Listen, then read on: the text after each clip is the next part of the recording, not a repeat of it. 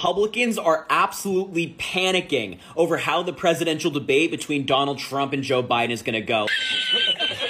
The Republicans have found themselves in a trap because if you're a viewer of Fox News or you're a follower of Donald Trump, you think that Joe Biden is sleepy and he doesn't know where he is. But that's not the truth.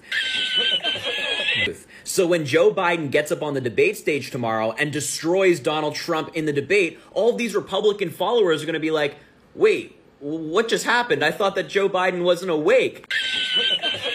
So now Republicans have the very unfortunate task of trying to lower the bar for Donald Trump, make sure that their expectations are not too high for him in the debate against Joe Biden. So now they're trying to tell the truth about Joe Biden, saying that he's not to be underestimated, that he's actually a pretty great debater when you watch him debate, but it's not going to work. The followers already believe it, and tomorrow is going to go really badly for Republicans on this front.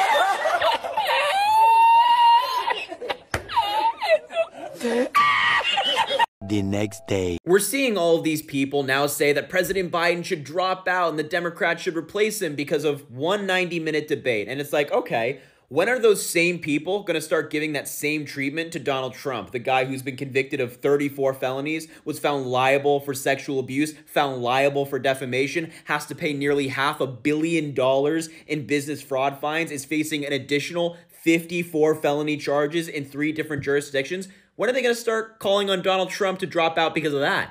You know, I think all of that is a lot more significant than one 90-minute debate, but that's just me. All right, guys, so we got to talk about this pretty amazing and fascinating exchange between Piers Morgan and alleged paid Biden supporter Harry Sisson, okay, the TikTok influencer, the guy that is pretending to be some type of authentic Gen Z Biden super fan, right? Which is something that is impossible, right? It's just not possible for somebody that is Gen Z to stand for Biden as much as this guy is standing for Biden, okay? Anybody that you see standing for Biden passionately on the internet is most certainly being paid to do so, okay? Because everything that they're saying is not grounded in any type of reality or facts, okay? And that's exactly where Harry Sisson is coming from here. And Piers Morgan is not going to have any of it because Harry is going to try to spin Joe Biden's debate performance into something that was good, right, or strong, when we all know that that wasn't the case, okay? But again, you have to be a paid shield in order to completely deny reality. And I think that this response right here, this exchange from Piers Morgan and Harry Sisson really does show you that this guy is, he seems to be a propagandist, a paid propagandist.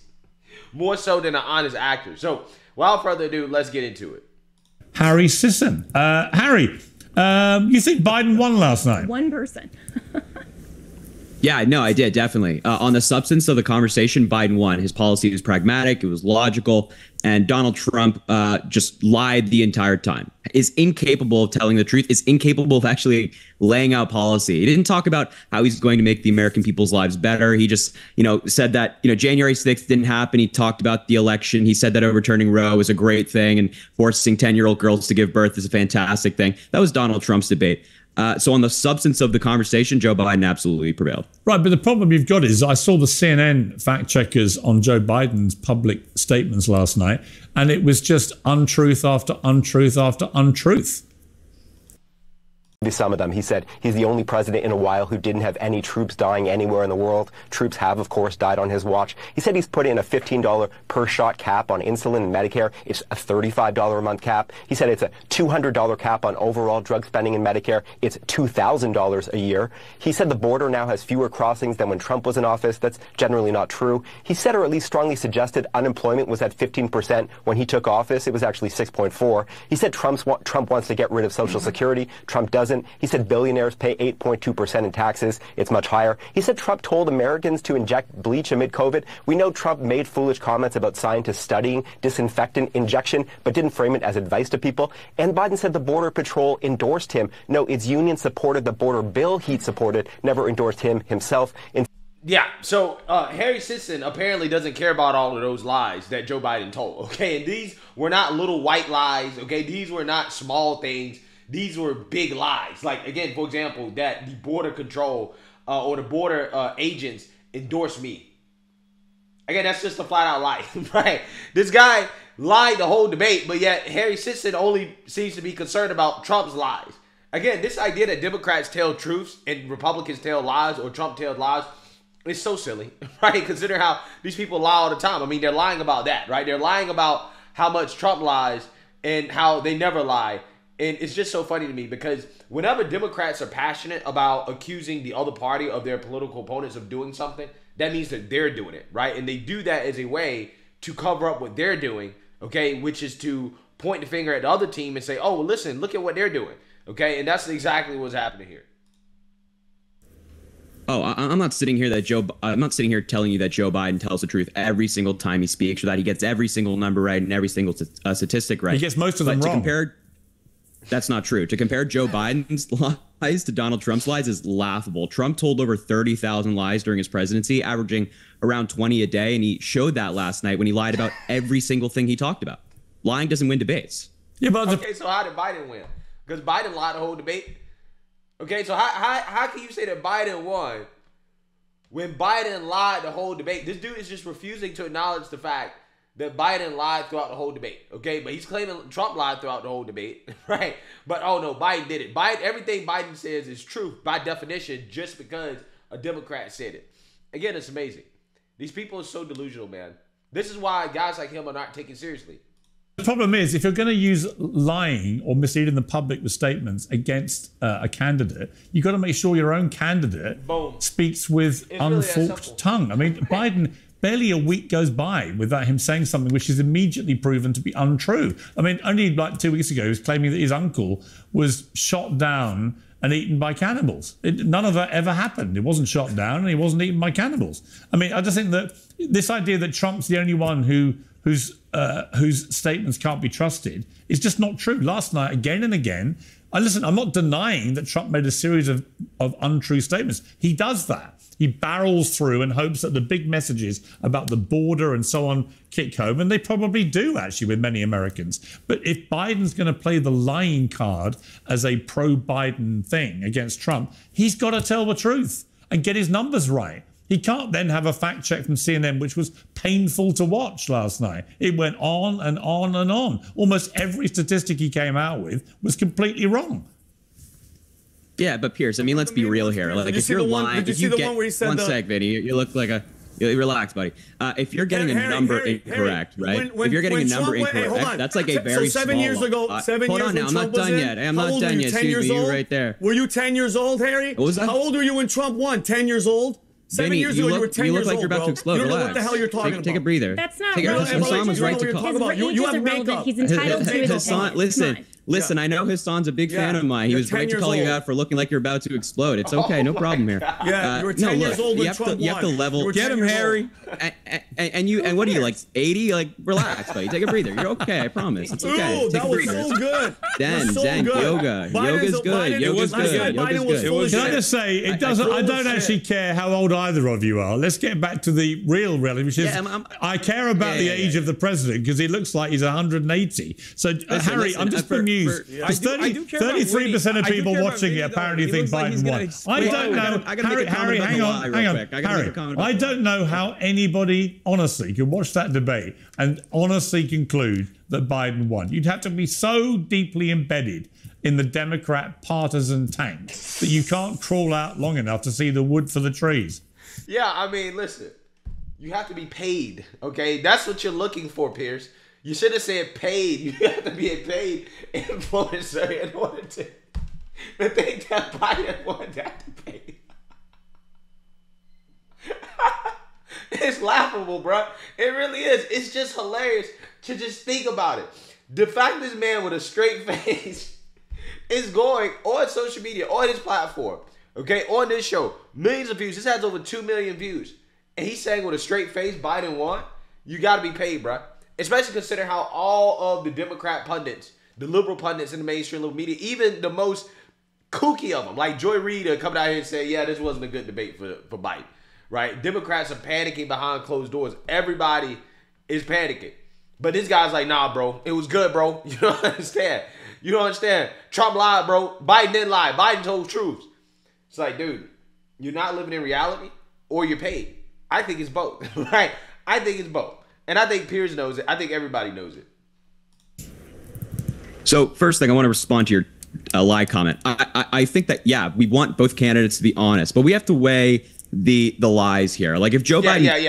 Yeah. Trump's lies are worse than Biden's lies, right? When Biden lies about inflation being at like 9% when he took office, which is just not true, or inflation being elevated when he took office, yeah, that's a small lie. That don't matter. That Biden is completely lying about when inflation happened, which is the issue that is hurting him the most. Yeah, that's not a big deal.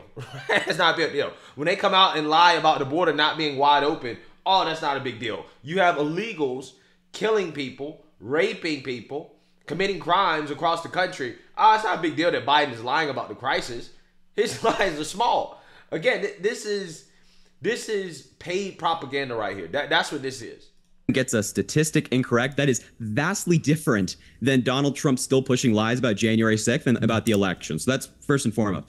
But second of all, as I said, the substance of the conversation is what matters. Trump can scream the loudest, he can lie the most. That doesn't mean you win a debate. When Joe Biden's up there saying, like, you know what, my policy is pragmatic. I want to give women their reproductive rights. I want to continue to lower healthcare costs. I want to expand healthcare for veterans more and more. That's pragmatic policy. That's logical. But Harry, the problem, okay, but Harry, here's the problem. Substance. Harry, here's the problem. He couldn't articulate his views in a way that anyone could really understand. And secondly, and more crucially, in Trump, he has an opponent who tells a lot of untruths. And what you want the president of the United States to do is to be quick-witted enough and sharp enough and intelligent enough to, every time he does that, leap on it and tell the American people why what he said was untrue. Biden was simply incapable of doing any of that. And that's what a lot of Democrats have said overnight is the most problematic thing. It's not that he's old or anything. It's that he was incapable of either articulating policy in a way that resonated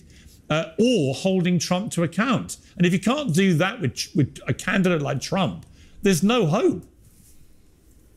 Yeah, except Piers, that was the method that Biden was... Hang on a second, I'll come to you in one sec. Let Harry respond to that. Sorry. Well, all right. What I was going to say is, if that's the method that Biden was going to go with, then all of his answers would just be fact checking Trump. Every 2 minutes he has to be like, okay, Trump lied about this, and that's not any way to win a voter over. Biden, I would think it's more of the moderator's job to fact check as opposed to Biden dedicating his entire debate to fact checking. Biden should be laying out the policy, which he did. He seemed pretty coherent when he called out Donald Trump for assaulting and raping E. Jean Carroll. And what did you think? Okay, felon. People don't like to talk about excruciating moment when Joe Biden basically froze and mumbled his words, it said complete gibberish, and then Donald Trump just said, I don't think even he knows what he just said. Let's just watch this clip, and I'm going to ask you to explain to me what he said.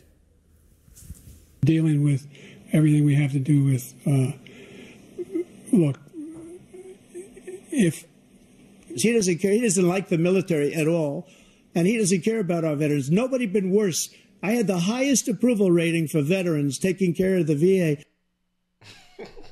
I mean, Harry, what was Biden saying there? It's a very nice, selectively edited clip. Wow. I like it.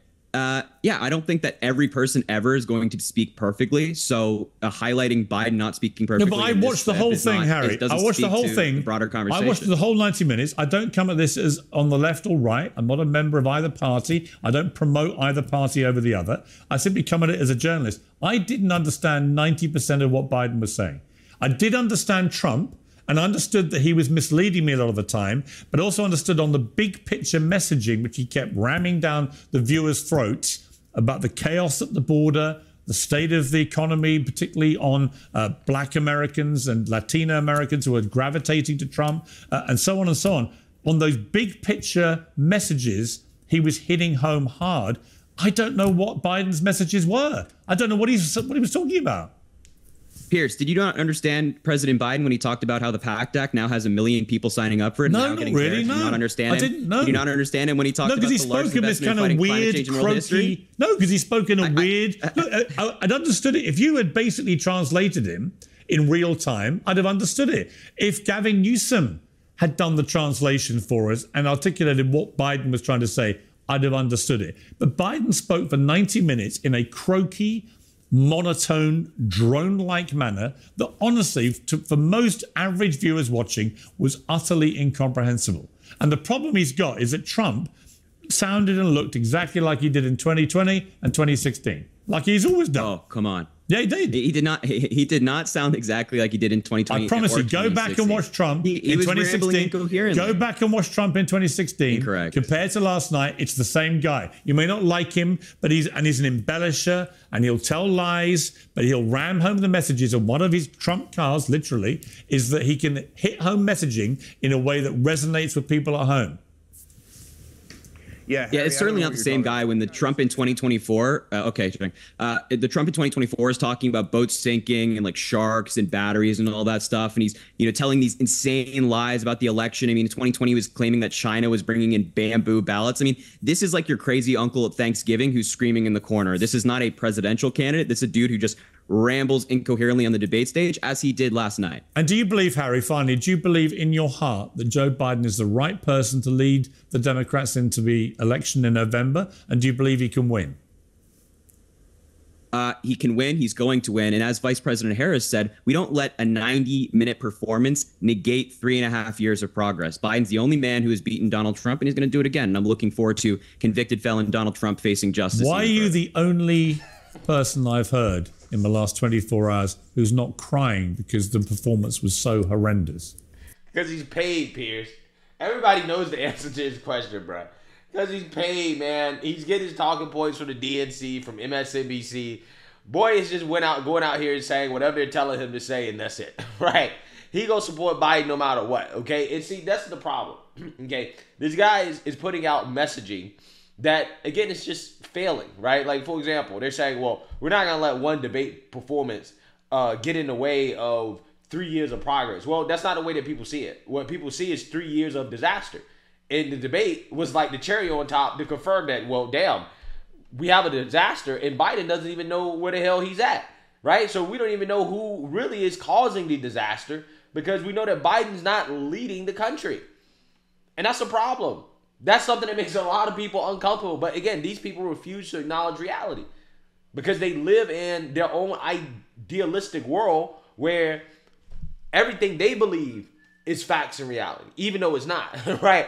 So again, this is why you have this person saying with a straight face that Biden won a debate that literally, I mean, you would have to be delusional to think that Biden won that debate, okay? Nobody believes that Biden won that debate, honestly, okay? On the Democrat side, I don't know. You have to talk to the people that you're surrounded by. I'm talking about Thomas Friedman and Frank Bruni and all the Democrats. That's great. All the Democrats supporting writers for the New York Times and so on. Literally all of them. Van Jones at CNN. They're all crying because it was so bad. It brought tears to their eyes. You appear to have watched a pretty different debate. You're happy. You thought it was great. He's going to win a triumphant victory. No, he's not, Harry. Wake up. Yeah, I don't have the mentality of like, oh, something didn't go our way, now we have to pout and cry. I have the mentality of, well, if something didn't go our way and that's the way it's perceived, let's get to work. Get out there and get a clipboard and go get some signatures and go door to door. Don't sit here and sit in our own sadness. Let's get to work, as opposed to writing in the New York Times that it didn't go the way we wanted it to. I agree with you. Actually, that is the right response, and I admire that. What Harry actually really means is, hey, let's go push more propaganda, right? That's what he actually means, okay? We need to work harder at pushing propaganda and lies to the American people, spin, okay, in order to make it seem like this wasn't a big deal. Biden won the debate. Everything's all Gucci, right? This is what they do, okay? So, yeah, I thought that exchange was fascinating because he had to try to explain himself in regards to why he seems to be living in cool for Cocoa Puff world. But we all know it's because, again, this guy allegedly is paid, okay? And when you're paid, you can't stop the checks from coming in, even if you ruin your own reputation as a result of defending the indefensible. So let me know what you guys think. Make sure you like, comment, and subscribe. Most importantly, share a Black conservative perspective. Peace.